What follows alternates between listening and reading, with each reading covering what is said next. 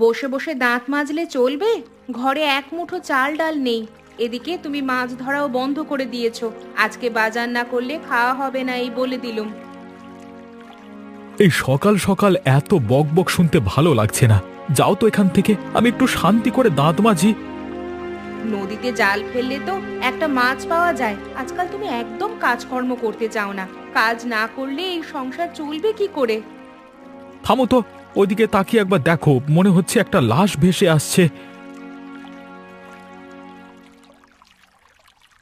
ওমা, এ কি দেখছি! সত্যি তো, একটা লাশ ভেসে আসছে। দেখে তো মনে হচ্ছে অল্প বয়স্ক কোনো মহিলার লাশ। আহারে! ভাসতে ভাসতে এই দিকেই আসছে বলে মনে হচ্ছে। নদীতে ঝাঁপ দিয়ে লাশটা এখানে নিয়ে আসি।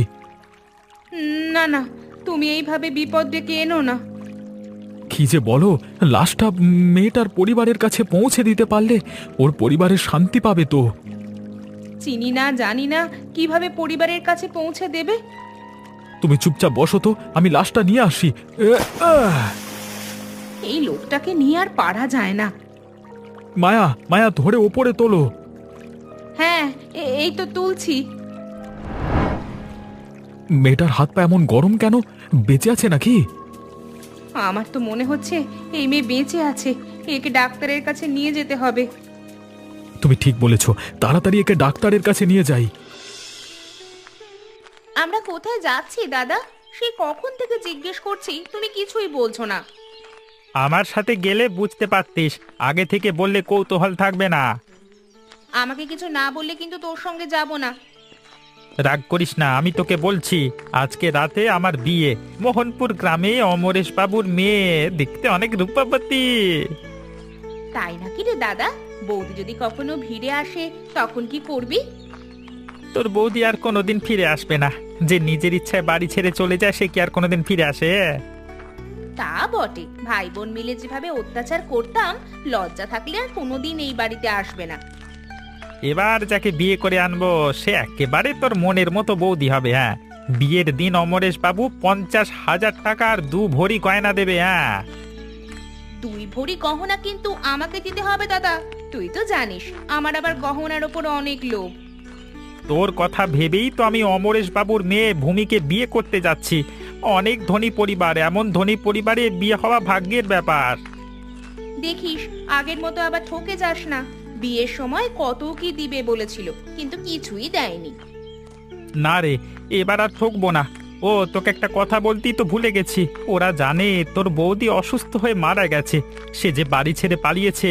এ কথা ভুলেও যেন তোর নতুন বৌদির পরিবারের লোকজন জানতে না পারে। হ্যাঁ, ঠিক আছে, আমি কাউকে বলবো না। ও দাদা, তোর নতুন শ্বশুর বাড়ি আর কতদূর? এই তো প্রায় কাছাকাছি চলে এসেছি। ওই যে সামনে একটা পাকা বাড়ি দেখা যাচ্ছে, ওই বাড়ির মেয়ের সঙ্গেই আমার প্যাপারা প্যাপা প্যাপা বিয়ে। হ্যাঁ, ও বাবা, এ তো অনেক বড় বাড়ি। এই তো জ্ঞান ফিরেছে। আমি আমি কোথায়? কে আপনি? আমি এখানে কেমন করে এলাম? তুমি বোন নদীতে ভেসে এসেছিলে। আমার স্বামী তোমাকে নদীর জল থেকে তুলে এনেছে। কেন আমাকে বাঁচিয়েছো? আমি তো মরতে চেয়েছিলাম। এই জীবন আমি আর রাখতে চাই না। বোন, তুমি মরতে চেয়েছিলে কেন?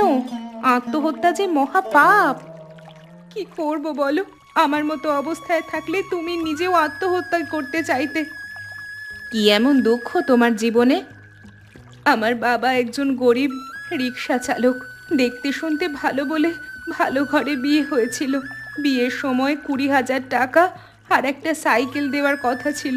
বাবা আমার স্বামীকে কিছুই দিতে পারেননি। তারপর কি হলো? তারপর আর কি, স্বামী আর ননদ মিলে অত্যাচার করত। ঠিকমতো খেতে পড়তে দিত না। এই দেখো আমার হাতে খুন্তির ছ্যাঁকা। এত কষ্ট সহ্য করতে না পেরে একদিন রাতে নদীতে ঝাঁপ দিই, কিন্তু তোমাদের জন্য বেঁচে গেলাম। কি সাংঘাতিক কাণ্ড! তুমি বোন এখন থেকে এখানেই থাকো। এই 2 নৌকায় আমাদের সংসার। সংসারে অভাব থাকলেও শান্তি আছে। মাঝে মাঝে তোমার নিতিন দাদার সাথে একটু ঝামেলা হয় ঠিকই, কিন্তু কিছুক্ষণ পর আবার সব ঠিক হয়ে যায়। এখানে কি তোমরা 2 জন থাকো? আর কেউ থাকে না? আমার দেওর থাকতো, ও এখন আর থাকে না, শহরে চাকরি করে। আগে তো মাসে একবার আসতো, এখন বছরে একবারও আসে না। টাকা পয়সা হয়ে গেলে মানুষ যেন কেমন পরিবর্তিত হয়ে যায়। তুমি একদম ঠিক বলেছো বোন, তুমি শুয়ে থাকো, আমি তোমার জন্য খাবার নিয়ে আসি, কেমন? তুমি আলমারিতে কি খুঁজছো? সেই কখন থেকে তোমাকে দেখছি কিছু একটা খুঁজে যাচ্ছ। আমার কানের দুল দুইটা খুঁজে পাচ্ছি না, নিশ্চয়ই কেউ চুরি করে নিয়ে গেছে। এখান থেকে কে চুরি করবে? ভালো করে খোঁজো, পেয়ে যাবে। পাচ্ছি না তো, আলমারি থেকে কে আমার দুল নিল, আমার খুব প্রিয় দুল। বৌদি, দেখো তো আমায় কেমন লাগছে। এ কি, আমার দুল তুমি কেন পরেছো? বেয়াদব মেয়ে, ভদ্রতা জানো না। বৌদি, তুমি এমন করে বলছো কেন? তোমার দুল জোড়া আমার ভালো লেগেছে তাই কানে নিয়েছি। তুমি আমার বৌদি, তোমার সবকিছুতেই আমার অধিকার আছে তো। আমার কাছে একবারও জিজ্ঞেস করেছো? কান থেকে খোলো বলছি। আমি দিব না, এই দুল আমার খুব পছন্দ হয়েছে। চোরের আবার দুল পরার শখ। বৌদি, তুমি আমাকে মারলে? তোমার এত বড় সাহস হয় কি করে? চুরি করলে তো মার খেতেই হবে। আমার দুল চুরি করেছো আর আমি চুপ থাকবো? তুমি ওর সাথে এমন করে কথা বলছো কেন? ও তো চুরি করেনি, দুল জোড়া ভালো লেগেছে তার কানে দিয়েছে। তোকে চড় মেরে তুমি ঠিক করনি। ছি, তুমি ওকে শাসন না করে আমাকে বকছো? এই বিয়ে করা আমার একদম ঠিক হয়নি। এই নাও বৌদি, তোমার কানের দুল।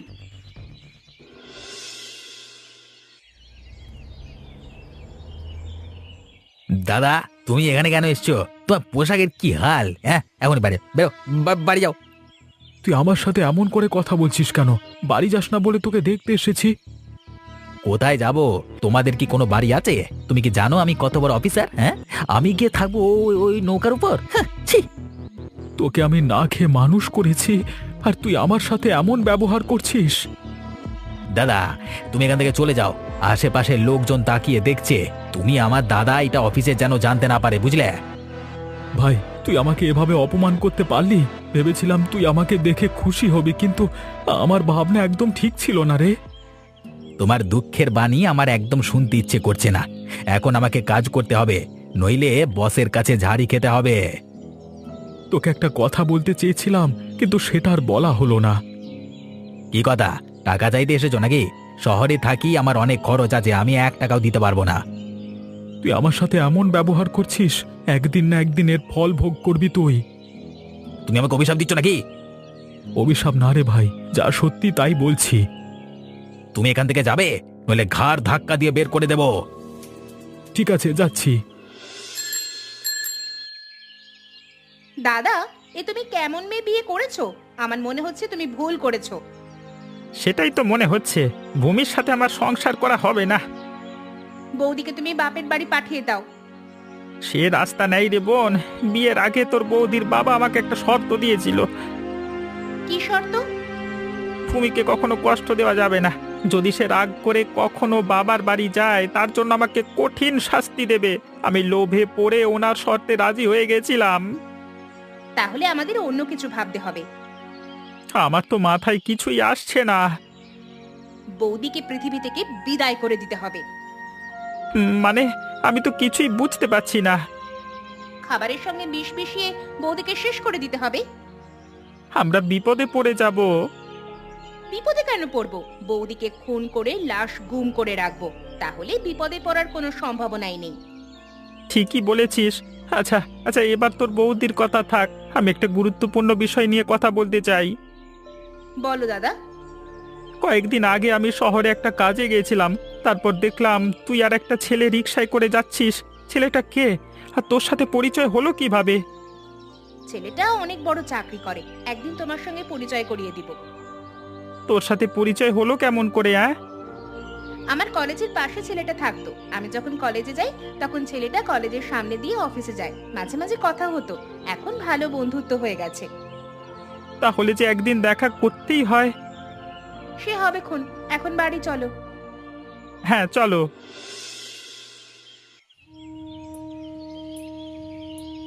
ভাইটা আমার একেবারে পর হয়ে গেছে। সেদিন ওর অফিসে গেছিলাম বলে আমাকে কত অপমান করলো। ওগো, তুমি চুপ করো, তোমার শরীর জ্বলে পুড়ে যাচ্ছে, চুপ করে শুয়ে থাকো। আমার আর বেঁচে থাকতে ইচ্ছে করে না।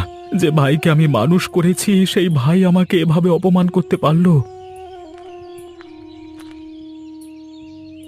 দিদি, দাদাকে এই ওষুধটা খাইয়ে দাও, দেখবে কিছুক্ষণ পর দাদা একদম সুস্থ হয়ে উঠবে। আমি সুস্থ হতে চাই না। দাদা, এমন করলে হবে না, তোমাকে সুস্থ হতে হবে। মানুষ টাকা হয়ে গেলে খারাপ হয়ে যায় বুঝি? আপনার ভাই একদিন ভুল বুঝে নিশ্চয়ই আপনার কাছে ফিরে আসবে। আপনি এখন এই ওষুধ খেয়ে নিন। আমার হাতে দাও, আমি খাইয়ে দিচ্ছি। দাদা, এখন কেমন লাগছে? বেশ ভালো লাগছে, মনে হচ্ছে জ্বর চলে গেছে। দাদা, এবার তোমাদের সাথে আমি একটা কথা বলতে চাই। আমি আমার স্বামীর বাড়িতে ফিরে যেতে চাই। ওইখানে গেলে তোমাকে মেরে ফেলবে, কিচ্ছু করতে পারবে না। আমি ওদের শাস্তি দেওয়ার জন্য ফিরে যাব। ঠিক আছে বোন, তুই যেতে পারিস, তবে বিপদে পড়লে এখানে চলে আসিস। ঠিক দাদা, আমি তোমাদের কাছে ফিরে আসব। আমি এখনই যেতে চাই। এখন? এখন তো সন্ধ্যা হয়ে গেছে, কাল সকালে যাস। দিদি, তুমি বাধা দিও না, আমাকে যেতে দাও। ঠিক আছে বোন।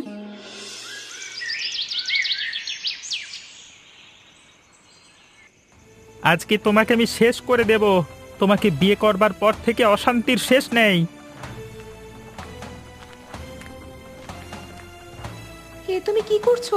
আমাকে শেষ করে দিয়ে আবার একজনকে শেষ করতে চাইছো? তুমি এত রাতে তুমি কোথা থেকে আসলে?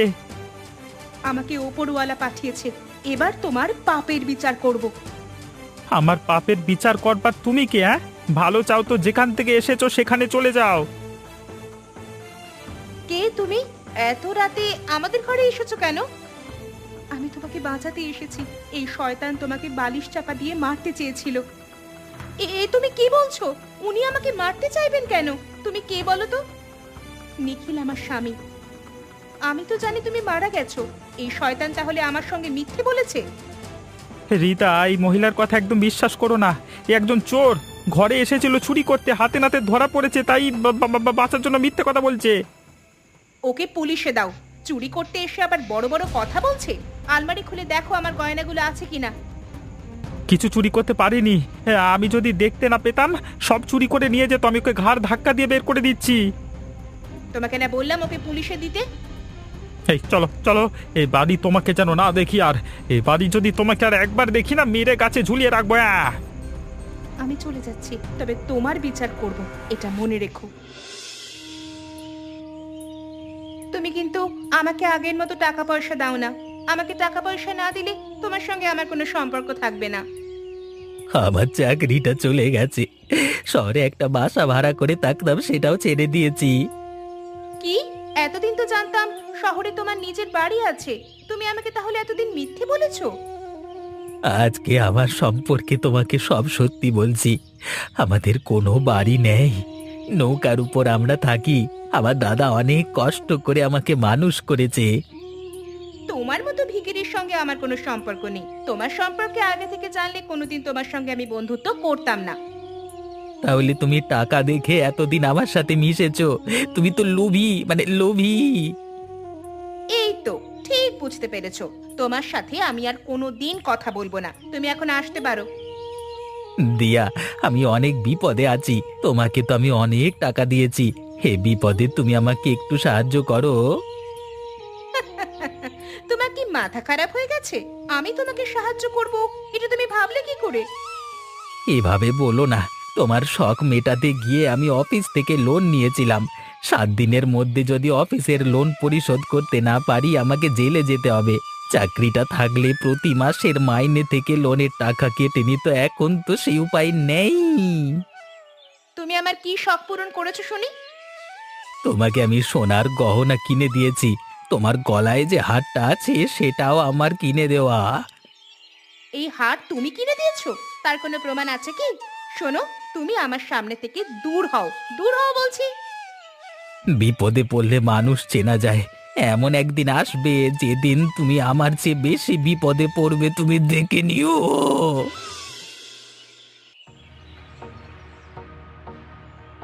কোথায় গেলে তুমি?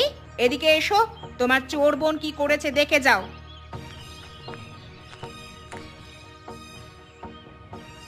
এত চিৎকার করছো কেন? হ্যাঁ, সব সময় তোমার চিৎকার শুনতে শুনতে আমার কান নষ্ট হয়ে গেছে। তোমার বোন কোথায়? ওকে ডাকো।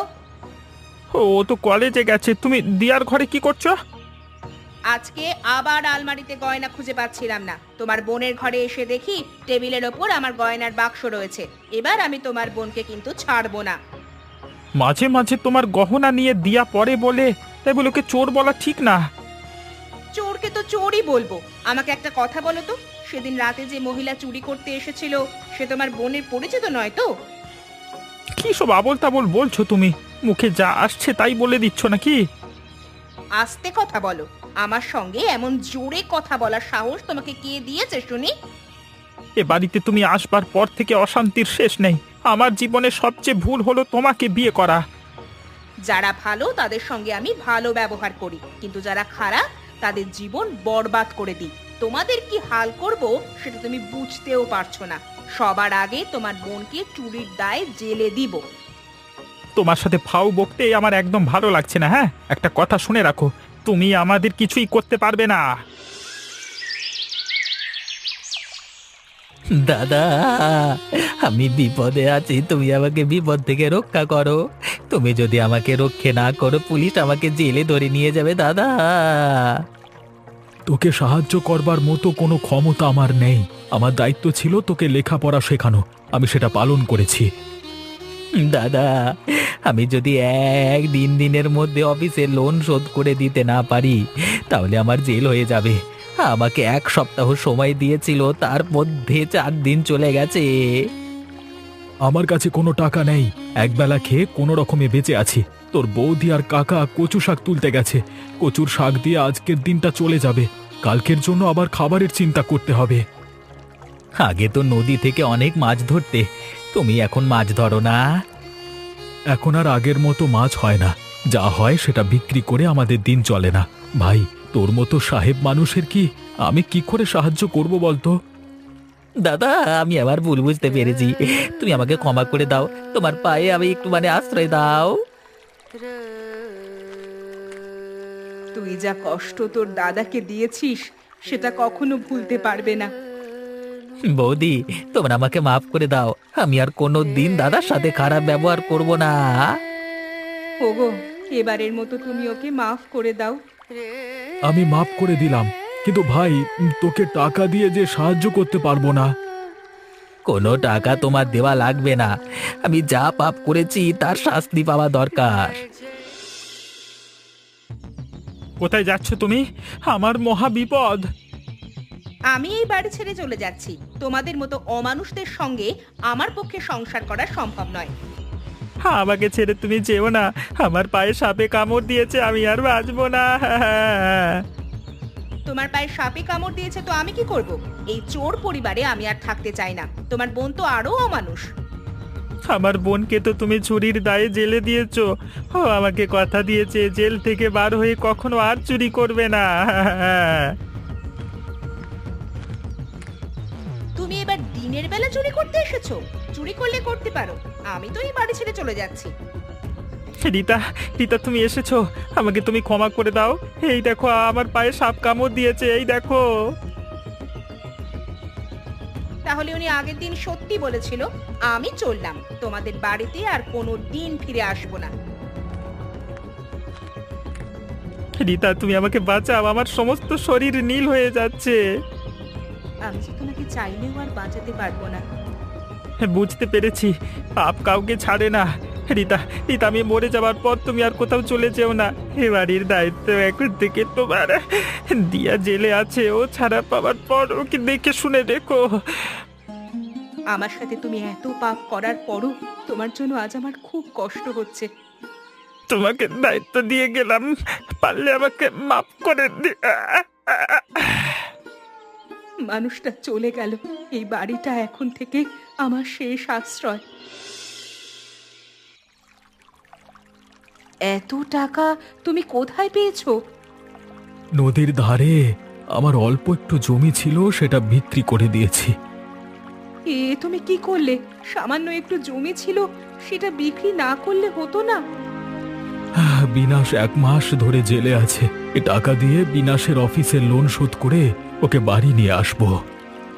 বিনাশের জন্য আমারও খুব খারাপ লাগছে, কিন্তু ওকে তো ওর পাপের শাস্তি পাওয়া দরকার।